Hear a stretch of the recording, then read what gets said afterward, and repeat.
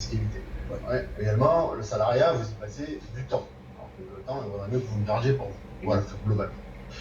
Et ensuite, qu'est-ce que vous avez également de mauvais? Eh bien, tout ce qui va être les défiscalisations, les programmes de défiscalisation, par exemple Pinel. Alors pourquoi en deux mots, très simple? Eh bien, avec un investissement de type Pinel, oui, vous allez peut-être être à l'équilibre à la fin de l'année, d'accord? Parce que d'un côté, vous avez eu un cash flow négatif, donc vous allez sortir de l'argent, parce que finalement, le bien, il n'est pas si rentable que ça. Donc vous, tous les mois, vous sortez de l'argent, d'accord? Et puis, à la fin de l'année, finalement, il y a une réduction d'impôts, et puis ça vient s'équilibrer. Ça peut amener un petit équilibrage. Mais toujours est-il que d'un point de vue du banquier, eh bien, vous êtes en cash flow négatif. Donc ça ne va pas vous aider. Oui, et en plus, moi, mon point de vue aussi, c'est que à partir du moment où il y a autant de publicité autour d'un montage, il va y avoir beaucoup de monde dessus, et donc c'est pas comme ça que tu vas faire différemment des autres. C'est pas comme ça que tu vas t'en sortir mieux que les autres. Oui. Donc voilà, c'est le problème de toute cette défiscalisation, et Pinel étant le plus plébiscité. Alors ensuite, qu'est-ce que vous avez dans les mauvais choix? Globalement, c'est de débuter en achetant sa résidence principale. Voilà. Alors, sur ce point-là, c'est pas tout blanc ou tout noir. Évidemment, il y a des cas où débuter avec la résidence principale, ça peut être intéressant, notamment s'il est vraiment pas cher et que c'est dans un endroit pas cher, entre guillemets, ou si vous avez déjà commencé avec votre résidence principale, ça veut pas dire que vous ne pouvez plus investir. Voilà. Donc, bon, ça vous avantage moins sur certains points, mais bon, voilà, globalement, si vous avez le choix, entre guillemets, vous pouvez débuter sans investir directement dans votre résidence principale. Ouais, c'est ça, il y a du pour, il y a du contre. Tu nous l'as mis en dernier point, effectivement, aujourd'hui. Moi, j'ai débuté avec ma résidence principale, donc effectivement, on peut le faire. Mais c'est pas forcément le mieux. Voilà. C'est ça. Alors, je voudrais juste peut-être mettre un petit warning. Concernant tous les comptables, experts comptables, banquiers, agents immobiliers, vos proches, etc. Ce sont des gens très compétents dans leur domaine, d'accord? Un comptable fait très bien la comptabilité, c'est son travail. En revanche, l'ensemble des gens que je viens de citer ne sont pas des conseillers en investissement rentable, d'accord? Notamment pour pouvoir enchaîner les biens. Pourquoi je dis ça? Clairement, un banquier ou un agent immobilier, voilà, typiquement, un agent immobilier, on prend l'exemple, eh bien, si vous lui dites, moi je cherche un bien à 10-12% de renta brute, il y a de fortes chances que finalement, ils vous regardent de haut et vous disent non, monsieur, ça n'existe pas. Voilà. Ce n'est qu'un exemple, d'accord? Évidemment que dans tous ces corps de métier, il y en a qui connaissent. Oui, il y en a. Mais finalement, la proportion est très faible, d'accord? Donc si vous partez du postulat que finalement, ces gens-là, ils ont comment dire, ils connaissent tout et que vous buvez leurs paroles, vous risquez de vous planter. Il y a de fortes chances que vous risquez de vous planter là, à ce moment-là. Voilà. Donc il faut le savoir, il faut que vous, en fait, comment on puisse ces gens-là finalement, il faut que vous sachiez où vous allez, c'est la fameuse stratégie finalement. Et quand vous savez ce qui est faisable, pas faisable et que vous savez où aller, là vous pouvez faire appel finalement à ces gens-là. Comme ça, vous allez savoir si finalement il est en train de faire une bêtise ou pas une bêtise. Voilà. S'il dit, lui, effectivement, s'il donne un conseil qui donnerait à n'importe qui, un investisseur lambda, ou s'il est assez affûté pour avoir compris ce que tu es en train de faire et pour te donner le bon conseil sur le moment. Ça te permet de mettre des garde-fous, finalement. Moi, ça m'est arrivé avec un banquier et avec un expert comptable. Donc, sans rentrer trop dans les détails, l'expert comptable m'a fait faire une erreur financière. Il m'a fait mettre un apport à un premier achat. Et moi, c'était mon premier achat là. Donc le lendemain, je voyais le banquier, je dis ok, je vais peut-être faire ça. Et j'ai mis un apport et je me suis rendu compte que j'aurais pas eu besoin de le faire. Donc j'ai perdu, je mets des guillemets, mais j'ai perdu de l'argent à cause de ça. Tout ça parce que cet expert comptable, il est expert comptable et il compte très bien. Par contre, il n'investit pas bien. Donc à partir du moment où ces gens-là ne sont pas des investisseurs rentables eux-mêmes, leur métier, ils le connaissent très bien, mais ce que tu fais toi et ton métier à toi, ils le connaissent pas assez bien. Oui, effectivement. Je crois que tu avais un autre exemple aussi avec un autre comptable qui tu l'as évité de voir. Après, tu connaissais. Donc, du coup, tu as pu éviter l'erreur. Mais honnêtement, si tu n'avais pas été aguerri, je dirais, là, tu serais tombé dans le panneau, ça t'aurait coûté quelques milliers d'euros. Oui, c'est ça. Et peut-être difficulté à investir plus tard. C'est un expert comptable qui m'a expliqué que donc moi j'ai monté une SCI à l'IS, à l'impôt sur les sociétés, pour mes investissements.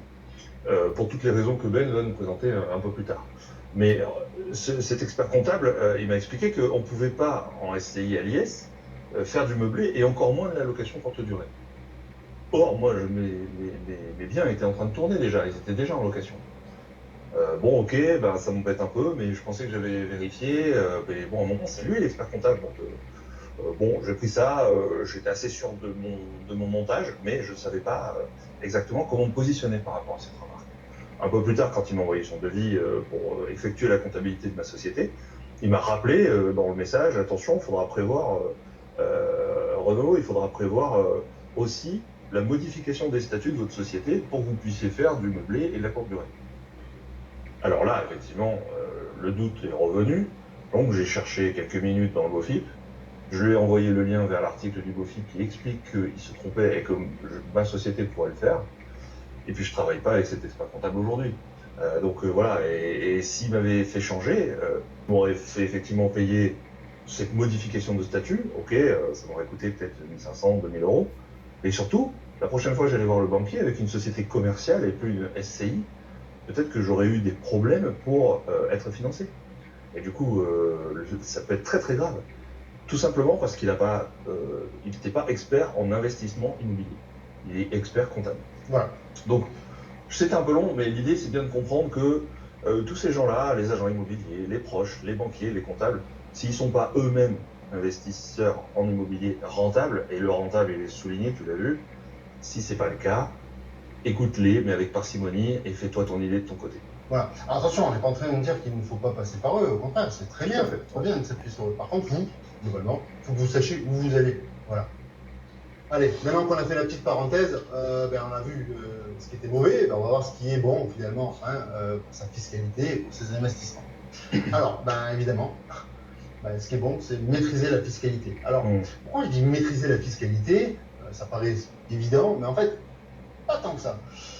En fiscalité, il ne serait pas judicieux que l'on vous dise le meilleur montage, c'est de faire ça, ou c'est de faire ça. Non. En fait, en fiscalité, il est important, chaque cas est différent, d'accord? Vous avez une situation personnelle, vous avez un patrimoine, probablement, etc. Eh bien, ce qu'il va falloir, c'est que vous ayez suffisamment de connaissances, suffisamment de cartes en main, pour que vous choisissiez par vous-même qu'est-ce qui est le plus adapté à vous. Et vous allez voir que si c'est bien présenté, finalement, la fiscalité, c'est pas si compliqué. Et avec tout ce qu'on va vous donner aujourd'hui, vous allez en avoir un bon morceau. C'est-à-dire que sur la cartographie complète de la fiscalité immobilière, on va avoir un morceau aujourd'hui. Et à partir de cette cartographie, tu peux te diriger. Finalement, c'est comme l'exemple de la voiture tout à l'heure, ça te permet de te diriger, de savoir où est-ce que c'est le mieux pour toi. Et comme tu l'as dit au tout début de cette page, Ben, il n'y a pas un seul modèle. Il y a des modèles qui sont souvent plus efficaces que d'autres, mais il n'y a pas qu'un seul modèle. On va voir tout à l'heure les détails, mais il faut bien comprendre comment ça fonctionne pour l'adapter à ton cas. Parce qu'on voit, nous, tous les jours, des cas différents, et finalement, la réponse n'est pas toujours la même au questionnement de nos interlocuteurs. Oui, ça fait. Donc, la maîtrise de la fiscalité, mais évidemment, qu'est-ce qui est bon? C'est une évidence, mais c'est d'avoir une faible imposition. On va faire en sorte d'avoir une forte imposition. Ouais. Eh bien, une faible imposition, mais pourquoi? On va essayer d'aller favoriser de la trésorerie. On va voir que finalement, le taux d'imposition ou le montant d'impôt qu'on va payer, ça ne fait pas tout dans l'histoire. D'accord? Bon, évidemment, ça joue une grande partie, on va pas se mentir. Mais on va toujours garder en tête de se favoriser la trésorerie. Mais encore une fois, vous inquiétez pas, je vous tiens par la main. On va voir ça dans cet atelier et je vais vous le rappeler. Ensuite, qu'est-ce qu'il est important? C'est la stabilité fiscale. On a vu tout à l'heure, finalement, attention aux dépendances. On a dit aux dépendances fiscales. Eh bien là, on est en plein là-dedans. Finalement, ce qui est bon, c'est d'aller trouver des vecteurs qui vont être stables. D'accord? Typiquement, probablement, en société. On va voir ça un petit peu plus loin. En société, on sait que finalement, l'imposition, elle bouge moins rapidement qu'en nom propre. Voilà, donc de la stabilité. Ensuite, qu'est-ce qui est bon? On a vu tout à l'heure, c'est le parallèle. C'est bon d'être locataire au début dans ses investissements, d'accord, plutôt que d'avoir sa résidence principale. Alors, encore une fois, tout n'est pas si blanc ou si noir, d'accord. Alors, on a bientôt fait le tour finalement, parce que qu'est-ce qui est bon? C'est surtout d'enchaîner les biens. Exactement. Voilà, alors, évidemment, on parle de fiscalité, mais si vous êtes là à regarder comment optimiser votre fiscalité, c'est que derrière vous faites des investissements immobiliers, vous avez sans doute un but à obtenir du cash flow. Ben oui, mais c'est aussi sans doute pour pouvoir enchaîner les biens. Oui, c'est Voilà. ça. Alors juste pour rappel, hein, le cash flow, c'est l'excédent de trésorerie, c'est-à-dire ce qui reste à la fin du mois. Alors, on va dire c'est lissé tout sur l'année, parce qu'il y a les impôts, c'est annuel par exemple, mais ce qui te reste à la fin du mois dans la poche, après avoir tout encaissé et tout payé. C'est ça. Hein, c'est ce qui nous fait vivre. Moi, c'est aujourd'hui ce qui me fait vivre, bah, c'est le cash flow, parce qu'il est positif. Voilà. Ça fait plusieurs fois que tu nous le cites, donc je voulais refaire. Tu fais bien, je ne l'avais pas défini. Ouais. Alors, donc enchaîner les biens, et ce qui est bon, évidemment, Ouais, c'est bon. c'est devenir libre. Ouais, c'est bon ça. Alors, eh bien, on va voir le secret numéro 1. Hein, ne pas payer d'impôts avec ses tous. investissements. Ouais. On allait en parler, eh bien, on va rentrer en détail. On va voir comment ne pas payer d'impôts sur les investissements immobiliers. C'est parti. Donc Alors, la stratégie, finalement, oui. qu'on va partager aujourd'hui, à moi, ça m'a permis de ne pas payer d'impôts sur mes investissements immobiliers. Est-ce que ça peut permettre à tous les gens qui sont devant nous, hein, on a dépassé 250 aujourd'hui, hein, est-ce que ça peut permettre, est-ce que eux aussi peuvent le faire? Mais oui, bien sûr que vous aussi vous pouvez le faire. Comme je vous l'ai dit, je ne vais pas vous dire d'appliquer le plan A ou d'appliquer le plan B. D'accord. Par contre, je vais faire en sorte que vous ayez compris et bien compris pour que vous-même vous appliquez le plan qui vous convient le mieux. Donc, on va rentrer en détail, on va voir les différents régimes. Et bien, c'est parti. Allez. Donc, accroche-toi, hein, parce que là maintenant, ça va commencer à devenir sérieux. Ouais. Là, on en est du sujet. Là, c'est parti. Alors, juste, je rappelle, il y a un petit décalage entre le moment où on parle et le moment où tu nous entends. Donc, si tu as des questions particulières, je pourrais essayer de les attraper, mais essaye de les taper assez vite. Et si c'est encore le moment, je les poserai à Ben. Et puis sinon, n'oublie pas que tu as une séance de questions-réponses à la fin de notre, de notre atelier. Donc, effectivement, là, on va balayer tout le panel de régimes fiscaux de l'immobilier. Tu nous présentes ça, Ben? Allez, c'est parti. Donc, globalement, de quoi on va parler? On va parler régime foncier, on va parler des pros, notamment les SCI, et LMNP. Voilà, hein, globalement, voilà les différents régimes qu'on va avoir. Alors, on va commencer, on va se concentrer sur le régime foncier, d'accord? Alors, au régime foncier, globalement, vous êtes en nom propre, c'est les particuliers et également les SCI à l'IR, d'accord? Eh bien, quand vous êtes au régime foncier, globalement, au niveau de votre fiscalité, vous avez le choix, hein, soit le micro-foncier, qui est par défaut, on va dire, et le régime réel. Bon, eh bien, on va définir un petit peu qu'est-ce que le régime micro et qu'est-ce que le régime réel, et comment ça fonctionne derrière. Alors, vous avez, dans les deux cas, hein, vous rentrez des loyers. Bon, jusqu'à là, rien de sorcier. Et ensuite, lorsque vous êtes au régime micro-foncier, l'État va considérer un abattement automatique sur ses loyers. Hein, d'accord? Globalement, il va appliquer un abattement de 30%. Et ça, il le fait tout seul. D'accord? Vous n'avez rien à faire, il le fait tout seul. Il applique un abattement de 30%. D'accord? Donc vous avez les loyers, on en enlève 30%, il reste un montant. On va appeler ça l'assiette, ça va être l'assiette de l'imposition. C'est-à-dire qu'on va aller calculer un impôt sur ça, sur cette assiette. Donc, je le rappelle, on va aller calculer un impôt sur les loyers moins l'abattement 30%. D'accord. Et tu vas me dire, quel taux d'impôt tu vas m'appliquer à cette fameuse assiette? Bon, eh bien, c'est très simple. Le taux d'impôt, il est l'imposition que vous payez votre TMI, hein, l'imposition que vous payez sur votre salaire, hein, voilà, votre tranche marginale d'imposition, plus, donc ça ne s'arrête pas là, plus la CSG. D'accord? CSG, globalement, c'est 17,2%. Donc ça veut dire que quelqu'un qui serait une TMI de 30%, sur la tranche de 30%, eh bien, son taux d'imposition serait de 30% plus 17,2. D'accord? Donc ça fait quand même 47,2% dans cet exemple-là. Donc là, on parle du taux. D'accord? Donc là, on vient de voir rapidement le micro-foncier. Et bien maintenant, on va regarder le régime réel. Bon, ça fonctionne un peu de la même manière. On a nos loyers et on va venir diminuer ce montant de loyer pour faire une assiette. Sauf qu'à la différence, là, on n'est pas avec un abattement forfaitaire automatique que nous applique l'État. Ici, on va tenir compte de charges. En charge, c'est des dépenses. D'accord? Donc on va avoir le loyer, on va avoir des dépenses, et on va en fait diminuer cette part de loyer avec nos dépenses, et ça va rester, c'est ce qu'on appelle l'assiette. Bien. Alors, et puis, bien évidemment, le taux d'imposition qu'on va venir appliquer sur cette assiette, il est strictement le même qu'au microfoncier. Dans les deux cas, le taux d'imposition est le même, d'accord? Par contre, on va voir qu'on va peut-être pouvoir jouer sur cette assiette. Le taux, il est le même, mais peut-être que sur l'assiette, on peut venir jouer et donc payer plus ou moins d'impôts. Oui, puisqu'on va parler d'euros multipliés par un pourcentage. Exactement. Le 47,2 que tu nous donnes un exemple. Exactement. Donc justement, on va passer avec les chiffres. Ok, on va regarder ça. Allez, on regarde avec les chiffres. Alors, on va prendre l'exemple, on va commencer comme tout à l'heure avec le microfoncier. Très bien, j'ai pris un exemple où on rentrait 1000 euros de loyer par mois, ce qui nous représente 12 000 euros de loyer annuel. Très bien, c'est pour l'exemple. Eh bien, dans ce cas-là, au régime micro, eh bien, qu'est-ce qui va se passer? On va appliquer 30% d'abattement.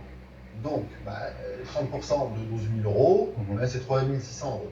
Donc, quelle va être l'assiette? D'accord? Sur quel montant on va appliquer notre taux d'imposition de 47,2%? C'est très simple, ça va être 12 000 moins 3 600. D'accord? Donc sur 12 000 moins 3 600, ça fait 8 400 euros, ça c'est l'assiette. On va venir appliquer un taux de 47,2% sur ces 8 400 euros. Ouais, voilà. Et ça représente environ 4 000 euros. Voilà, j'ai fait le calcul pour vous. Bon, jusqu'à là. Donc 4 000 balles d'impôt sur 12 000 euros de loyer, ouais. On se rapproche d'un petit 30%, d'un bon 30% finalement. Ouais. C'est ce qu'on entend souvent finalement des gens qui n'ont pas optimisé la fiscalité. C'est oh là là, je paye en impôts tous les ans, je paye un tiers de mes revenus. En fait, ce un tiers, il est là. Je viens de nous le présenter, c'est le micro, c'est la partie automatique. Ouais, c'est la partie entre guillemets facile, mais. C'est le plus facile, mais du coup, tu te prends 30%. 30% des revenus, pas des bénéfices, des revenus. Et ça fait mal. Alors, on vient de voir le microfoncier, oui. Maintenant on va voir le régime réel. D'accord. Même principe, hein, les loyers, j'ai pris le même exemple, 12 000 euros. Et là, je suis venu mettre des charges. D'accord? Les charges, on va voir ça en détail après, hein, on va voir qu'est-ce qu'on peut mettre dans les charges.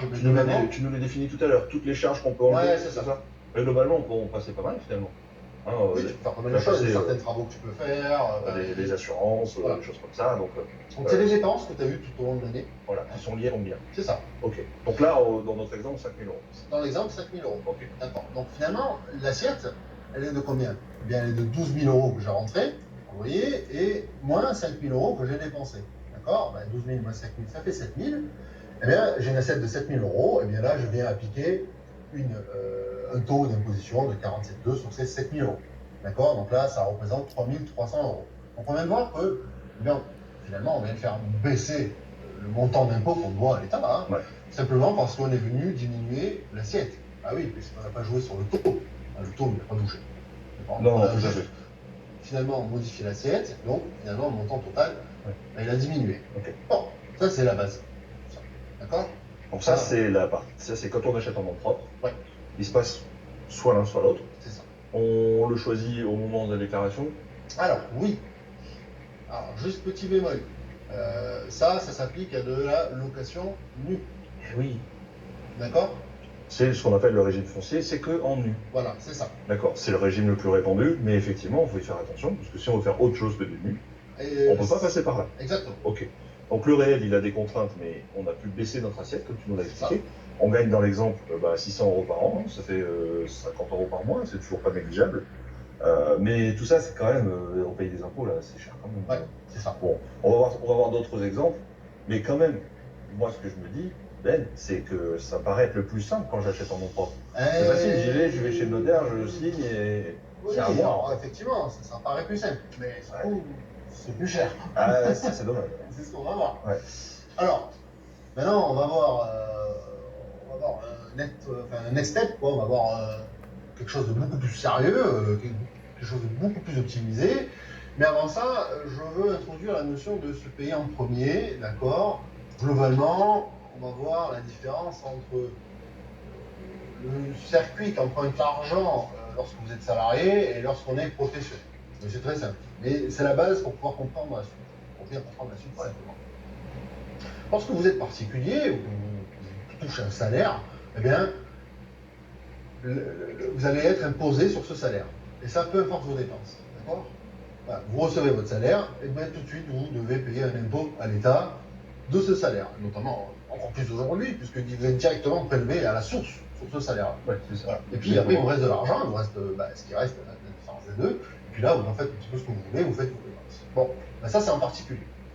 Lorsque vous êtes en professionnel, bien, c'est un petit peu différent. Et ça change beaucoup de choses. C'est que vous allez avoir vos recettes, donc vous rentrez de l'argent. Et là, vous n'êtes pas imposé sur l'argent que vous rentrez. Ouais. Et non. C'est que vous rentrez l'argent, ensuite vous avez vos dépenses. Toutes les dépenses qui servent à faire tourner la Vous société. avez vos dépenses, c'est ça. Exactement. Et après, il reste quelque chose ou pas, de cette différence entre ce que vous avez rentré comme argent et ce que vous avez dépensé. Il reste quelque chose, et là, vous allez être imposé sur ce qui reste. Donc tu as pu dépenser ce dont tu avais besoin pour faire tourner ta boutique, pour faire tourner ta société, et seulement après, l'État vient se servir. C'est ça, donc ça veut dire que si tu as fait beaucoup de dépenses par rapport à ce que tu as rentré comme argent, bah finalement, peut-être que ton impôt sera faible, voire nul. Ouais. Voilà. Donc, c'est le principe global qui différencie les deux. Ouais, Voilà. c'est super important de comprendre ça. C'est Ouais. que, effectivement, soit on t'impose sur ce qui rentre, soit on t'impose sur ce qui reste à la fin, après avoir fait tourner ton affaire. C'est ça. Et bien sûr, l'État, il va pas plomber toutes les entreprises en tapant dessus directement. Il attend que tu aies d'abord fait des dépenses autour de ton affaire, parce que ça marche pour Total, ça marche pour les grosses sociétés, les Airbus, les Renault, des Peugeot, des tout ce qu'on veut, et ça marche aussi pour le boulanger du coin. Et à partir du moment où il a pu faire tourner son affaire, c'est là que l'État vient se servir. C'est ça. Ouais, c'est super important. Alors, là, on va s'attaquer à une grosse partie. On va voir la SCI, d'accord, la SCI et l'IS. Alors, régime réel, bon, vous commencez à comprendre un petit peu, c'est pas la première fois que j'utilise maintenant ce type de diagramme. Bien, en SCI et l'IS, au réel, vous avez vos loyers, d'accord, et pareil, on va venir enlever des charges. Très bien.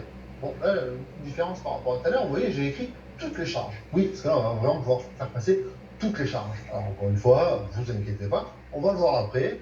Qu'est-ce que les charges en revenu foncier, qu'est-ce que les charges en SCI et l'IS, on va le voir.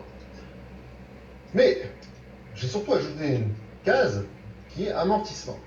Bon, alors, encore une fois, les amortissements, on va le voir après, je vais vous expliquer ce que c'est qu'un amortissement.